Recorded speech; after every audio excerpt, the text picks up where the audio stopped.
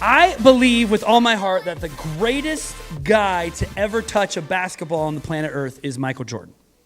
You can debate it, but you're wrong. And you can think it's somebody else, but you are clearly wrong. I believe that the greatest quarterback right now playing in the NFL is Russell Wilson. And hope to the Lord that he is still a Seahawk by the time we talk in 6 months. Because I think Russell Wilson, you can debate that, but you're completely wrong. I also think that Whitney Houston is probably the greatest female voice that's ever sung a note. And that's my opinion, and it's 100% right. And if you think something else, you're simply wrong. We talked this last week a little bit about standing firm, and those are some things that I believe in that are super debatable. You may agree that Michael Jordan is, you may agree that Russell Wilson is, and Whitney Houston. Those are all things that I don't necessarily stand firm on, but it's what I believe, and you probably could not talk me out of any one of those three. But there's some other things that I actually build my life on, and that Jesus is the Son of God. His word is absolutely true. I will stand on it over anything in culture or in life. I believe what Jesus wrote down for me to live on. I believe in the grace of God that covers everything I've ever done or will do in my life, that God sees me as he sees Jesus. He sees me in Jesus' perfection as I am. He's proud of me just the way I am. That's things that affect what I decide to do in my life. And last week we talked a little bit about standing firm on what God says, not on what culture says. Right? Because culture's shifting, culture's moving, culture's going one way and the other, and you can think it's going to be like, this is the definition of what this is, and then it's going to change in 3 weeks. Because culture shifts and changes. And then it goes back, right? Why are 80s clothes back in now? Yeah. And Ed just like, I didn't ever have to change. It's all good. Culture shifts and changes and adjusts, but the Word of God is the same yesterday, today, and forever. And that's what we can absolutely stand on and build our life on. If you have your Bibles, open up to Daniel chapter 6 today. We're going to talk a little bit about a guy who was in a culture that was something completely contrary to what he believed. He was placed in a culture that did not look or act in the way that he was raised. He wasn't, in fact, in a culture, but he decided to not be of that culture. Did you know that you are in the world, but you don't have to be of the world? Look at what 1 John chapter 2, verse 14, it says. It says, do not love this world, nor the things in it, or nor the things it offers you. For when you love the world, you do not love the Father in you. For the world offers only a craving for physical pleasure, a craving for everything we see, and pride in our achievements and our possessions. Verse 17, these are not from God, but are from this world. And this world is fading away along with everything that people crave. He wrote this 2,000 years ago, right? He didn't write this yesterday. But anyone who does what pleases God will live forever. I think that can be simply put on what I already said. We can live in the world, but we don't have to be of the world. I'll give you an example.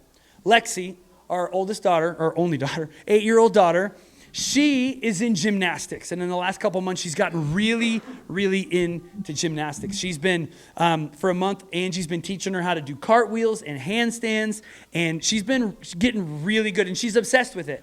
If she honestly could, she would be doing gymnastics right now. Like, she is obsessed right now.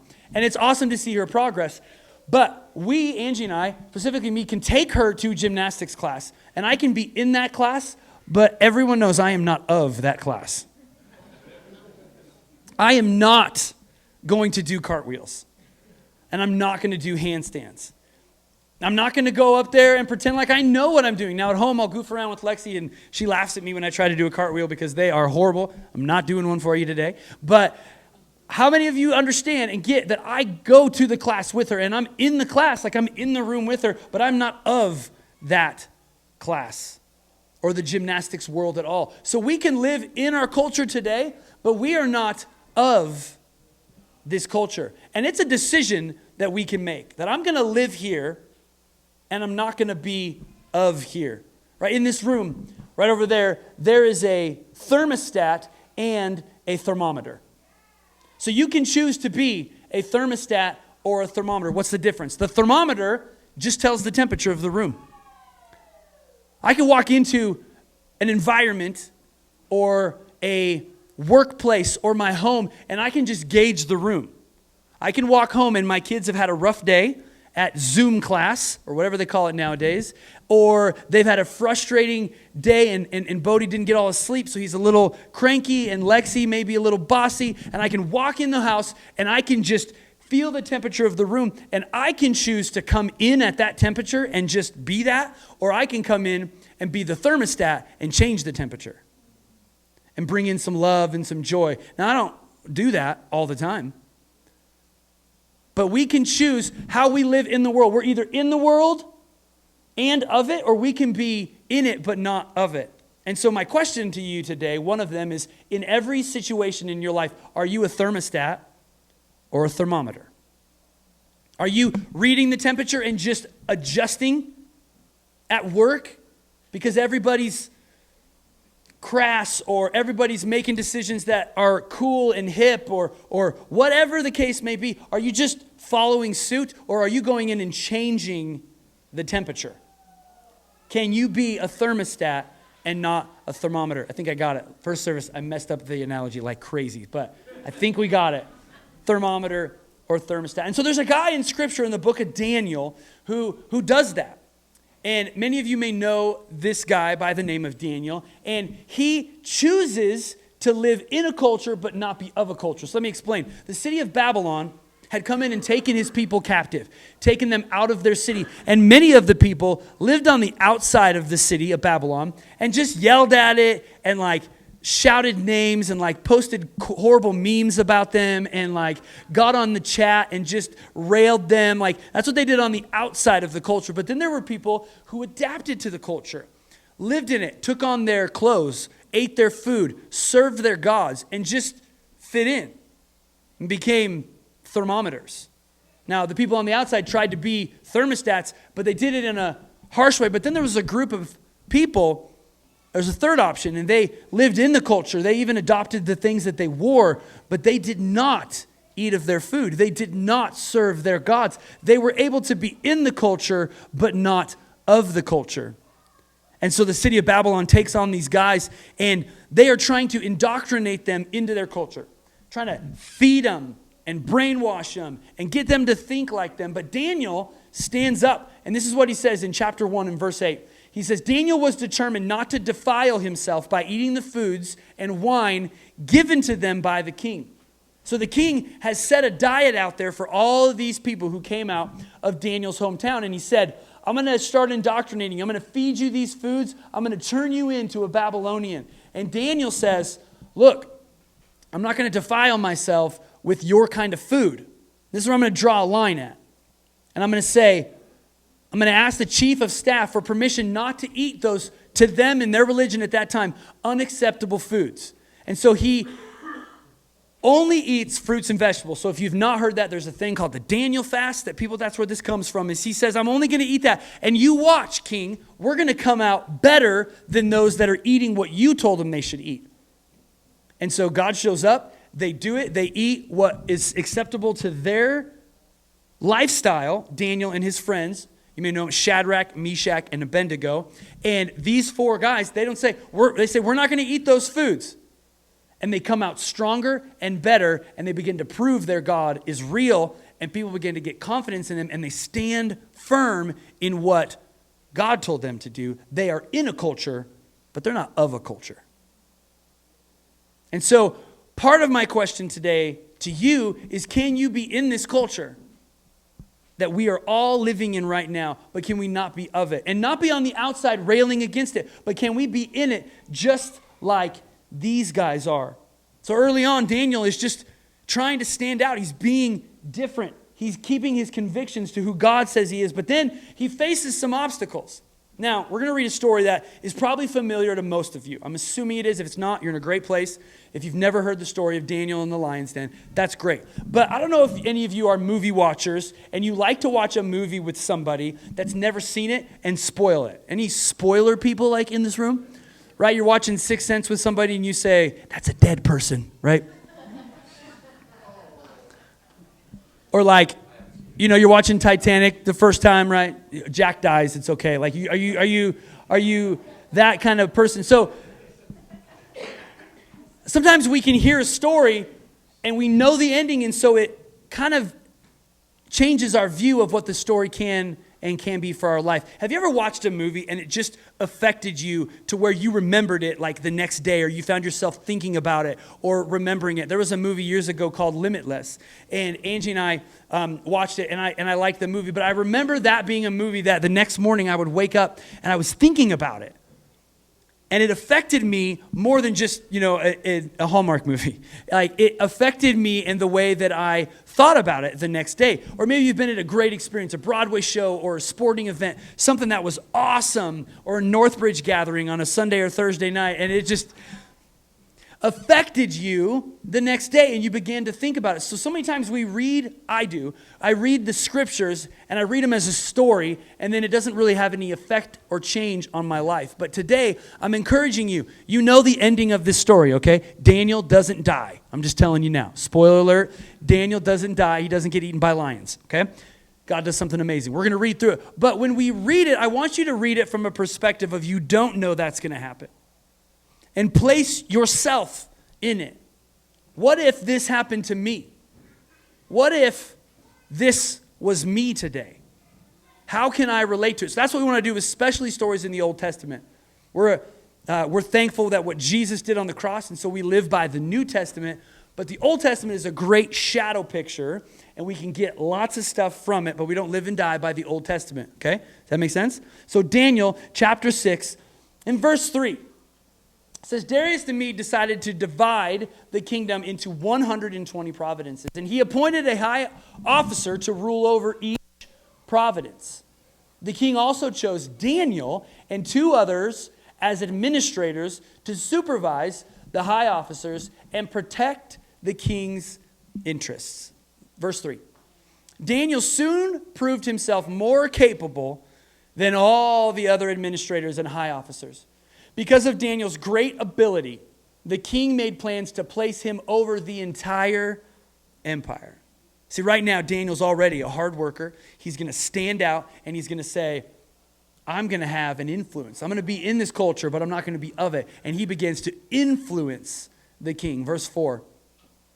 Then the other administrators and high officers began searching for some fault in the way Daniel was handling government affairs.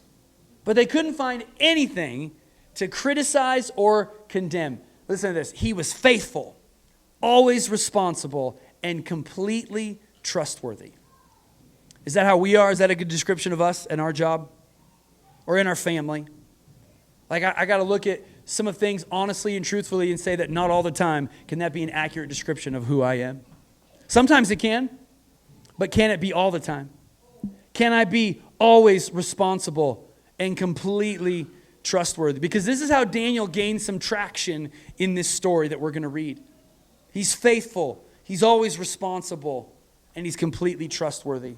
When you deal with people of this world, can we say that's how we are? In our interactions with them, with everybody around us at work, at home, in our family, who don't necessarily believe in God. They think maybe we're crazy for coming to church, or maybe we're hiding it from them, or maybe they think it's awesome. Can we be proven as faithful, responsible, and completely trustworthy in our relationship with them all the time? So verse 5 says this. So they couldn't find anything to cause him or to prove him guilty on anything. So they concluded, our only chance of finding grounds for accusing Daniel will be in his connection with the rules of his religion. This guy's got an amazing relationship with God, and the only way we're going to cause him to go down is if we mess with that. That's how firm Daniel was able to stand. That's how firm he was able to stand in his traditions and in his relationship with his God. in his trust for his God. Everybody around him knew. Everybody around him knew that he was standing firm in what he believed. That's the only way we're going to get him, is if we attack his religious system. So these guys go and they make a law. And they say to the king, nobody can worship or pray to any other god but you. And if they do, you can throw them in the lion's den. That sounds like a good law, right, King? King's like, yeah, of course. That's a great law. Good job, guys. I'm glad I thought of that. That's a really good law. I'm going to put it into place. Puts it into place. But Daniel doesn't shy back. What if there was a law against worshiping? Maybe it sounds kind of familiar. I'm not really sure. What if there was a law against you praying or your relationship with Jesus? What if there was a law? Can you put your place in the center of what Daniel is? Are we able to stand firm and hold tight to our beliefs in who Jesus is? Can we stand firm? Let's find out what happens in verse 10. Daniel learned that the law had been signed, so the king bought into it. When he went home and knelt down as usual in his upstairs room, and its windows opened toward Jerusalem. I remember hearing this as a kid thinking, I just shut my window. He didn't. He prayed 3 times a day, just as he had always done, giving thanks to his God. Amazing. Verse 11. Then the officials went together to Daniel's house and found him praying and asking for God's help. So they went straight to the king and reminded him about his law. Did you not sign a law that for the next 30 days, any person who prays to anyone, verse 13, divine or human, except to you, your majesty, will be thrown into the den of lions? Well, yeah, the king replied. Yeah, I did that. That was me. I put that in. That decision stands. It's an official law of the Medes and Persians that cannot be revoked. Verse 13, he's standing all high and mighty. Then they told the king, that man Daniel, one of the captives from Judah, is ignoring you and your law. He still prays to his God 3 times a day. Hearing this, the king, this is amazing to me, was deeply troubled, and he tried to think of a way to save Daniel. This king, who is not a God-fearing king, who does not recognize the same God that Daniel does, he was worried about Daniel. He was worried. He was trying to save him because Daniel had some kind of an amazing relationship with the king that it started to affect the king. He started to stand firm, and it didn't just, he wasn't railing against them, but he was in the culture, but he wasn't of the culture. You see the difference there? He was in it, but he wasn't of it. Verse 15. He spent the rest of the day looking for a way to get Daniel out of this predicament. Would your boss do that for you? Would the people that you are trying to affect, would your spouse do that for you? And I'm not trying to put it on the pressure on you. I'm just trying to get us a picture of what Daniel went through and the kind of relationship he had with his bosses, with the people around him. He wasn't just in the culture, but he was affecting the culture. He wasn't just a thermostat. He was a thermometer. Nope, did it wrong. He wasn't just a thermometer. He was a thermostat. Make sense? Thank you. He spent the rest of the day. In the evening, the men went together to the king and said, Your Majesty, right? It's like time now. You know that according to the law of the Medes and the Persians, no law that the king signs can be changed. Like, king, quit trying. You're not going to save this guy. Verse 16.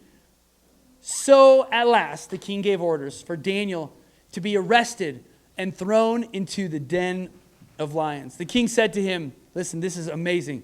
The king starts speaking things into existence. He says, may your God, whom you serve so faithfully, rescue you. The king, who's not a God-fearing guy, says, look, I believe in your God. And let him show off. If this God that you talk about is as good as you say he is, and he's worthy of you to pay this price, let him save you. I want to see it. I want to see it. You can tell that to the devil this week. Something's going on in your marriage. You can say, I'm going to show the devil that you can't mess with my marriage. that you can't mess with my health. You can't mess with my finances because I stand firm on who God is. Everybody else can say, just show off. You can say to God, make way through the waters. Walk me through the fire. Shut the mouths of lions. Show off, God, in my life this week. Show off in my marriage. Show off in my relationships. Show off in my work, in my finances. You show off, God.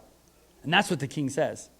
He says, let's see if your God can do this. And it's just the relationship that he has with the king, that he could earn that kind of clout with somebody who doesn't even believe the same way he does. But he says, see something special in Daniel. Verse 17, a stone was brought and placed over the mouth of the den. The king sealed the stone with his own royal seal and the seals of his nobles so that no one could rescue Daniel. It's impossible. There may be no way out of this mess you're in. Nobody can rescue Daniel, but there is somebody that can. Then the king returned to his palace and spent the night fasting. He's fasting and praying for Daniel. Verse 19. He refused his usual entertainment and couldn't sleep at all that night. He shut off Netflix and he stayed up and walked around because he was worried about this guy that he saw something different in. He cared for him. He loved him. He didn't want him to have to suffer this. Very early the next morning, the king got up and hurried out to the lion's den. When he got there, he called out in anguish. He's scared. He's nervous. Daniel, servant of the living God, was your God whom you serve so faithfully, whom you stand firm in, whom you believe in without any doubt because I've seen it in your life. Was he able to rescue you from the lions? Daniel answered, long live the king. My God sent his angels and shut the lions' mouths so that they would not hurt me. For I have been found innocent in his sight. God stood for me. You'll be able to say that in your finances, in your relationship. And maybe it didn't work out like you thought it would. Maybe the divorce went through. Maybe the bankruptcy happened. But you can say, my God, when it looked impossible, God turned everything that was negative around and used it for his glory. Verse 23. And I have not wronged you, your majesty. The king was overjoyed and ordered that Daniel be lifted from the den. Listen to this. Not a scratch was found on him, for he had trusted in his God. Not a scratch was found on him because he had trusted in his God. Sometimes we got to be thrown into the pit to be able to trust God. And one of my questions to you today, a couple things we can take from this story and this encounter with Daniel is trust Jesus. Now that's kind of a churchy phrase, right? That's kind of a churchy word. Hey, just trust God, trust Jesus. It's a lot easier said than done. But my question to you today, we're all at different walks. Maybe you are at one end of the spectrum and you don't even believe in Jesus and you're just kind of questioning this whole thing. Or maybe you've been in church and you've believed in Jesus for 45 plus years. We're all at different journeys in there. But can you take a step today in trusting Jesus just like Daniel did? Can you take a step in that? And I don't know what it is for you, but you do.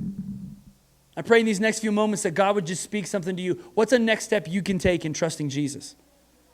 Is it a job situation? Do you need to change something in your job? Do you need to go for the promotion? Do you need to turn down the promotion? Do you need to trust Jesus that you can step out of the job that you're in because God's been calling you to start a business? Do you need to trust Jesus to stay in your job and stay faithful and prove that you can tough it out?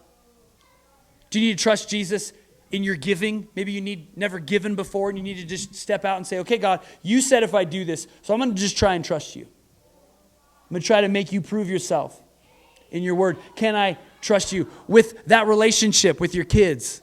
Can you just let them go and not try to control them and change them? With your sister or your brother or your parents, can you just say, okay, God, I've done what I can. I'm going to trust you in this. Tonight when you go to bed, can you not worry about COVID? Can you not worry about how it's going to affect this part of your life or how whatever is going to affect? Can you trust Jesus? That last scripture we just read, Daniel 17 through 23 there, it says, not a scratch was found on him. Why? Because he had trusted in his God. So what's a step you can take tomorrow, today, this week, and say, what can we do to trust Jesus a little bit more? And number two, we can take from this story is to be the one. Be the one. Well, Lexi was homeschooled her kindergarten year. She's a second grader now. She was homeschooled kindergarten, and then she went to first grade. And it was her first experience in school. And we had to tell her time and time again, you be the leader. If you're the leader, people will follow you. It works for first graders, and it works for 60-year-olds. It works for people who have been in their career for 60 years. People are looking for someone to follow. Can you be somebody that people will follow? Or are we trying to fit in? Like some of the problems we had in high school, we just deal with differently now. We want to fit in. I do. We went, last night with some friends, I watched the UFC fight. I promise, I did watch it. I don't have a clue what's going on. Like I don't understand anything. I feel like someone who's never watched football before watching UFC fight. So I could try to fit in and be cool and like not ask questions and, oh yeah, that's cool. And when they yell, I'll be like, oh, I mean, like I don't even know what I'm cheering for or not cheering for. I can do that, or I can be honest and I can just be the one, be who I am. And so what are you trying to do to just fit in? Or can you just be the leader and just stand firm like we talked about? I'm going to make some decisions. I'm not going to let culture dictate or decide how I serve God in my relationship. Every other relationship looks like they're doing this, but I'm going to do what God says to do. And I'm going to be the one. I'm going to be the leader.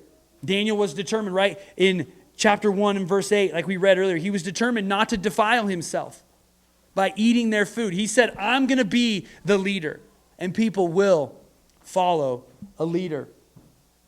Number 3, I think one thing I can take from this story is to listen and love first. Right, you look at the people of the city of Judah and how they rail on the outside. They stand on the outside and they're throwing rocks and they're saying, you're horrible people, you're wrong. And they come from the outside, right? They posted horrible memes of the people and they out in the comment section, they were nasty and they were on the outside screaming in. Or can they be like Daniel and his friends where they're in the culture but they're not of it, and they have a relationship with the people that they disagree with? Can you listen to somebody that you completely disagree with and love the person that you completely disagree with? There's that old saying, people don't care what you know until they know that you care. Can you love people, especially those you don't agree with at all? Can we listen and love first? And Daniel's relationship with the king is incredible, that king eventually recognizes his God. And he makes a proclamation to the whole country and says, we will serve this God. Because him standing changes things, because he listened and loved first. Instead of judging and pointing fingers and railing and getting frustrated first. He led with love. And this is an Old Testament story of Daniel standing firm in what Jesus said, and him not being only in the culture, being in the culture, but not just being of it and serving their gods. But he basically was salt and light in that situation. And one way we can stand firm on what we are is be salt and light. Jesus says it this way in the New Testament, in the Sermon on the Mount, Matthew chapter 5 and verse 13. It says, you are the salt of the earth. But what good is salt if it's lost its flavor? Can you make it salty again? It will be thrown out and trampled underfoot as worthless. Verse 14. You're also light of the world, like a city on a hilltop that cannot be hidden. No one lights a lamp and then puts it under a basket. Instead, a lamp is placed on a stand where it gives light to everyone in the house. Verse 16. In the same way as salt and light, let your good deeds shine out for all to see, so that everyone will praise your heavenly Father. You are salt and light. You don't have to try to be salt and light. You are salt and light. I remember as a kid, I'd hear that all the time, and I'd be like, man, I got to try harder to be salt. Salt doesn't try to not be salt or to be salt. It just is. It just is salt. And light doesn't try to not be light or be light. It just is light. Jesus is saying here, you are salt and light. And when I thought about this week, it changed my perspective. When I walk into a place, I am salt and light. I already am. So when I walk into the gymnastics class and don't do my flips, I can be salt and light there. I can be a light for Jesus. Salt, back in ancient times when this was written, wasn't just used for flavoring. It was, but it was more used for preservation because they didn't have refrigeration, and so they would put salt all over meat. That's why y'all like salty meat, because it came from there. Preservation. Look at the definition of the word preservation. The activity or process of keeping something valued alive, intact, or free from damage or decay. You are Jesus' preservation to our culture. We are already that. See, we don't have to be free. I love this. We don't have to be free from damage or decay. Jesus was free from damage or decay. And so he was our freedom from damage or decay. So now we get to go and be salt in our communities, in our neighborhoods, in our families, for those that don't serve God, those that are far away from God. We get to keep something valued alive, the message of Jesus. We are the preservation of the gospel in our community. You just are. You don't have to try to be. You just are. It was also used back then, and it is today, as a flavor enhancer, right? You all love salt on things, right? Anybody love salt on something? Please? Okay. So an enhancer, a flavor enhancer. Intensify, increase, or further improve the quality, value, or extent of. You are furthering the quality and value of who Jesus is in our culture today. We are a flavor of God enhancer in our community.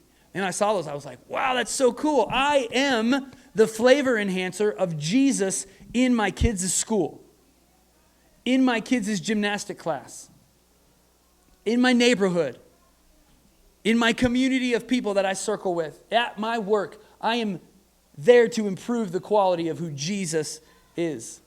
I'm also a light. I'm not just salt, but I'm a light. That's why God says you're salt and light. A light is a natural agent that stimulates sight and makes things visible. Our goal is to make Jesus visible. We are salt and light. So go be salty today.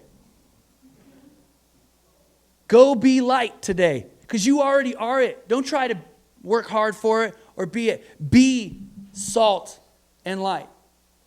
And so you can go into your workplace and you can just read the temperature and be a thermometer, or you can go into your home today, no matter what the temperature is, and be the thermostat and bring one of love and peace and joy and acceptance. You can do that at work. And you can do that in your community. You can be salt and light, and that's how we stand firm. You guys want to pray with me?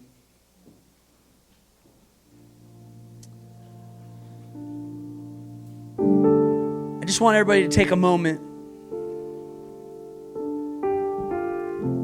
and think about where you are with Jesus. I don't know where everybody's at.